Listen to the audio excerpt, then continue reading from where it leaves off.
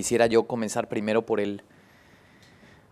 la etapa de formación. Yo era un joven católico, siempre a favor de la vida, ¿no? De la dignidad humana, con cierta formación en este campo. Y ahí todo empezó a complicarse en la especialidad de ginecología y obstetricia, en donde pues es una especialidad que ya tiene muchos conceptos que van en oposición directa con lo que uno puede creer. Ahí me di cuenta que históricamente había habido unas cosas muy importantes, entre ellos el cambio de definiciones, ¿no? El cambio de definiciones, por ejemplo, para la mayoría de la gente, el inicio de la vida humana comienza en el momento de la fertilización, que es la unión del óvulo con el espermatozoide. Eso lo tiene prácticamente la mayoría de la gente entendido, ¿no? Curiosamente, la mayoría de la gente piensa que ese momento, que es la fertilización, es el mismo momento que la concepción. Para la mayoría de la gente, tú vas en la calle y le dices, ¿qué es la concepción? Y te van a decir la unión del óvulo con el espermatozoide, la unión con el óvulo con el espermatozoide, cómo funcionan los anticonceptivos, pues evitando que el óvulo se una con el espermatozoide, básicamente, pero no. Esta definición era así hasta antes de 1965. La fertilización y la concepción eran la misma cosa hasta antes de 1965, cuando el Colegio Americano de Ginecólogos y Obstetras en 1965 publica su primer boletín, el primer boletín de términos, el Terminology Bulletin Number 1 de la COG 1965, todo esto se puede corroborar si sabes dónde buscar. Cambian la definición de concepción hasta el momento de la implantación, es decir, hacen la diferencia entre fertilización, que es la unión del óvulo con el espermatozoide, y después concepción, que es el momento en donde se implanta el cigoto en el útero. Históricamente es de una relevancia importantísima, porque hasta ese momento era lo mismo fertilización y concepción y ellos cambian la definición. Y una de las razones importantes, aunque ellos justifican que es porque no tienen la capacidad clínica de detectar el momento de la fertilización, lo cambian a concepción, aunque la concepción tampoco se puede detectar clínicamente. Son unos días después de la concepción que se eleva la hormona que podemos detectar en sangre para detectar embarazo o el retraso menstrual. O sea, clínicamente tampoco la definición de concepción que ellos cambian se puede detectar. Entonces, pareciera que la definición se cambia para algo todavía más grave, para poder llamar a los anticonceptivos. Es decir, en 1960 que sale el Enovid, el primer anticonceptivo de uso masivo, el uso de hormonas para inhibir, suprimir la ovulación, que tiene como fundamento o sea, elevar cierta cantidad de hormona que normalmente se eleva cuando el folículo está creciendo, elevarla desde principio de ciclo, que es el estradiol, para inhibir que el sistema nervioso central estimule al ovario para que el folículo crezca. Es decir, tiene como fundamento inhibir la ovulación. Y curiosamente, esto se podría lograr con una cantidad de estrógeno que se usa, y en el caso del Enovid eran dosis altas de estrógeno, los anticonceptivos salieron primero con una dosis alta de estrógeno, y después, para que la mujer pudiera tener menstruación, aunque no ovulara, tenía que darse progesterona para desidualizar el endometrio, es hacer el cambio del tejido en el endometrio, que bajara la progesterona al dejar de tomar pastillas en la segunda mitad del ciclo o pastillas sin dosis y tuviera la menstruación, porque era importante para la mujer que tomaba anticonceptivos tener periodo menstrual. Si no, siempre estaría en la duda de que habré quedado embarazada, no habré quedado embarazada. Entonces, el hacer el anticonceptivo, inhibir la ovulación con la dosis de estrógeno, pero tener progesterona en la segunda dosis, en la segunda parte del anticonceptivo para que tuviera menstruación y volver a empezar ciclo a ciclo, era algo importante. Curiosamente, ningún anticonceptivo tiene progesterona. ¿Cómo, Miguel? ¿Qué me estás diciendo? Ningún anticonceptivo tiene progesterona. Todos tienen algo llamado progestina. Y hay progestinas de primera, segunda, tercera, cuarta generación. Y ahí empezaron las preguntas, en el segundo año de especialidad. ¿Por qué son progestinas y no progesterona? ¿La progesterona es más difícil de sintetizar que la progestina? No, es igual. ¿Es más costoso? No. La industria farmacéutica vive de las patentes y no se puede patentar más que el invento.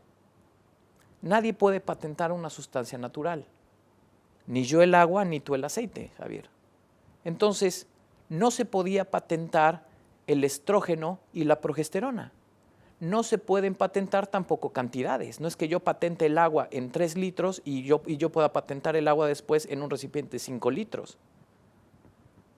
Entonces se tenía que patentar un invento y para eso se tenía que crear un invento que funcionara parecido a la progesterona sin ser progesterona.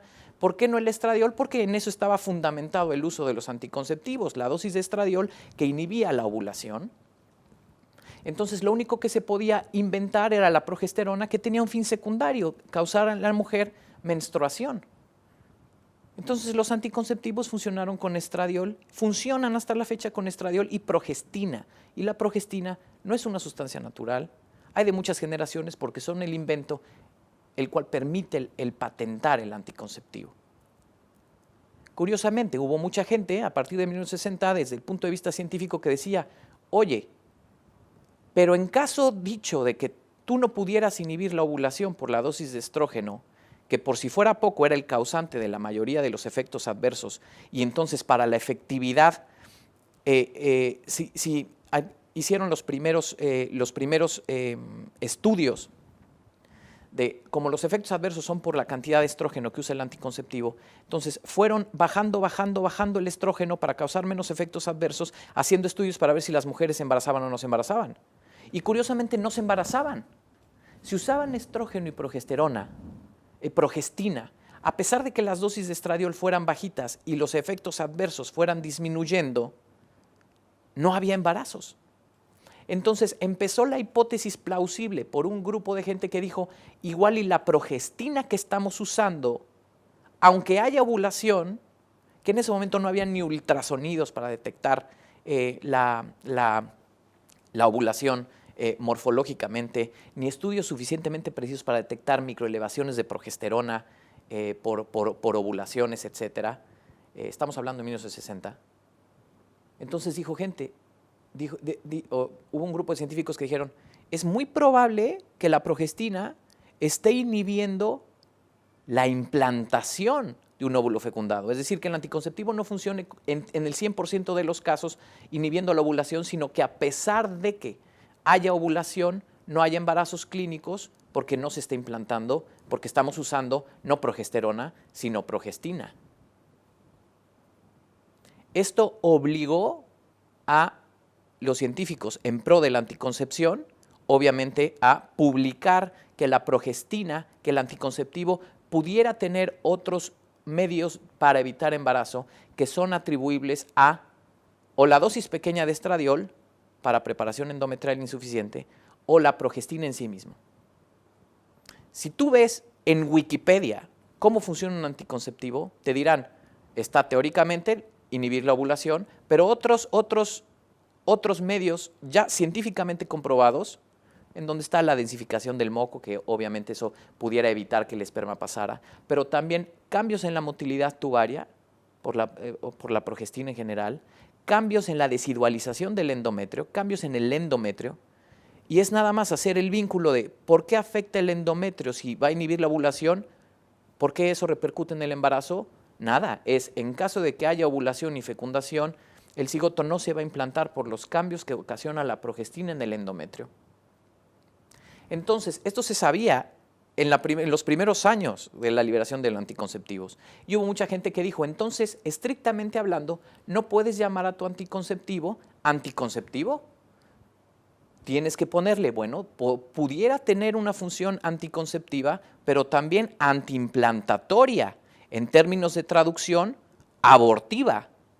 Si tu gente está pensando que lo usa para evitar la fertilización o la concepción en ese momento, sinónimos, pues entonces no puedes llamar estrictamente anticonceptivo y esto lo debe de saber la gente.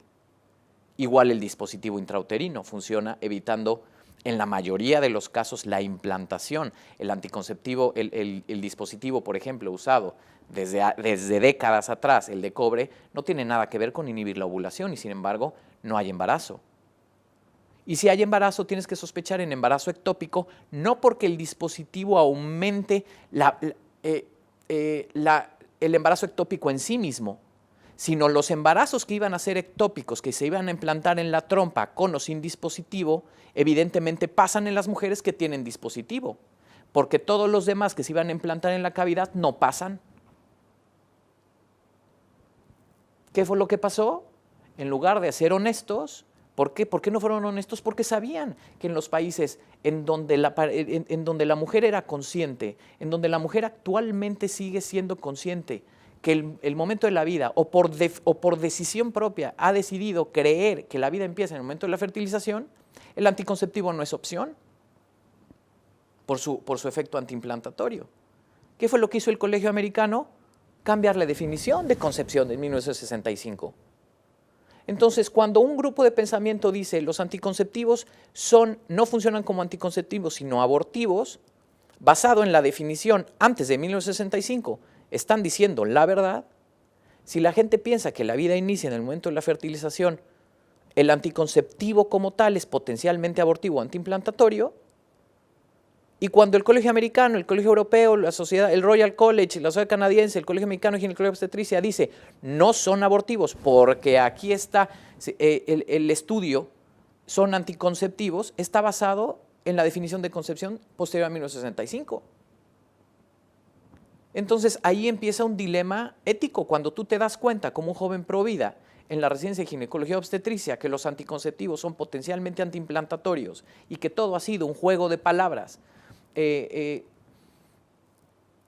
escondido por la ignorancia del médico o por una industria que actualmente está en 18,000 millones de dólares al año, que es la industria, el revenue de la farmacéutica en anticonceptivas y drogas de fertilidad, muy parecida a lo que tiene la industria tabacalera.